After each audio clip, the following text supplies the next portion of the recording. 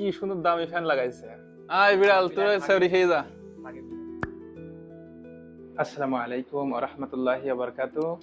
প্রিয় ভাই বোনেরা, আশা করছি আপনারা সবাই ভালো আছেন। আলহামদুলিল্লাহ আমি ভালো আছি।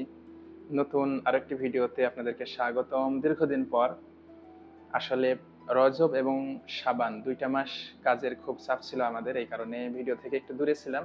আজকে হচ্ছে রমজান মাসের 10 রমজানের সেহর করবো আমরা এখনই। তো আমাকে দাওয়াত দিয়েছে, আমরা যারা একসাথে থাকি, এক জায়গায় একসাথেই থাকি সবসময়। আমাদের সানোয়ার ভাই বগুড়ায় বাসা ওনাদের, তো ওনাদের বাসায় যাব এখন। তো চলুন ইনশাল্লাহ আমরা যাই, দেখি ওনাদের বাসায়।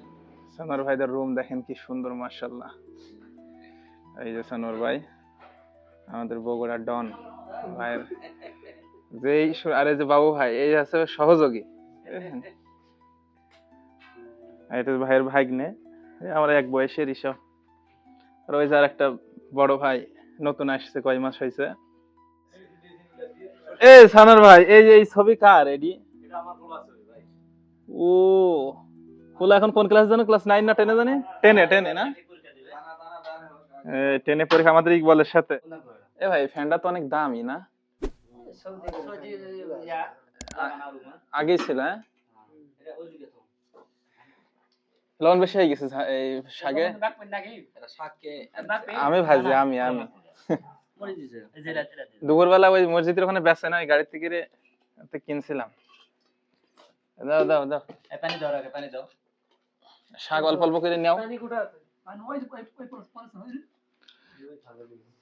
ভিডিও করলে এই নাও পানি। মাংসটা দিয়ে দাও। মাংস কি রান্না রাঁধুনি কিডা? মুরাদ সাহেব নাকি? খালি ঝোল খালি দেয়া তাই তো না, না ঝোল আছে, গোশু আছে। আমার আমার শাক লেদিস। ভালো ভাই, সালাদ বেশি করে খাই আমি।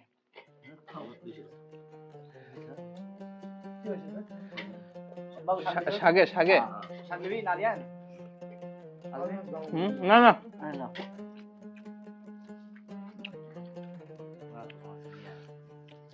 আমার কাজ, আমার যখন যেটা মন চায় তখন সেইভাবে রান্না করে থুই দিই। কেউ তো যায় না আমার বাসায়, কেউ খায়ও না কোনোদিন।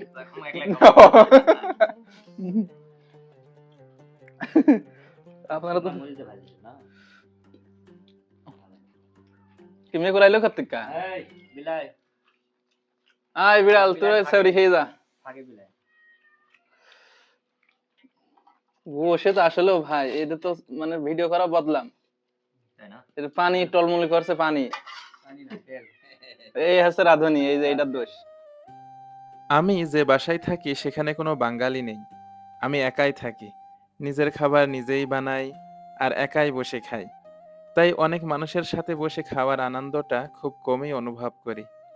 কিন্তু গত রাতে সানোয়ার ভাই আমাকে সেহরির জন্য দাওয়াত দিয়েছিলেন। আমি যখন তাদের বাসায় গেলাম, দেখলাম আমি আসার পূর্বেই সবকিছুই তৈরি হয়ে গিয়েছিল। ভাত, তরকারি, দুধ, কলা, সব খাবার খুবই মজার ছিল আলহামদুলিল্লাহ।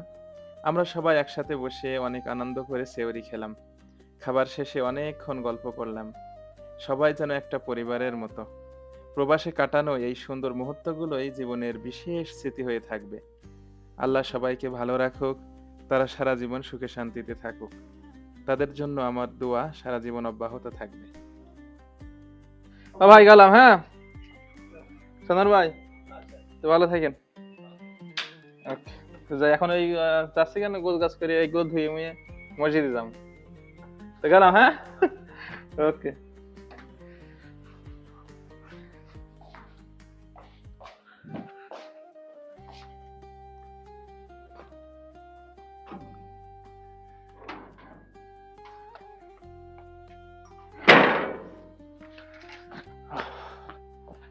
আল্লাহ আলহামদুলিল্লাহ, অনেক মজার কিছু সময় কাটালাম ভাইদের সাথে আলহামদুলিল্লাহ।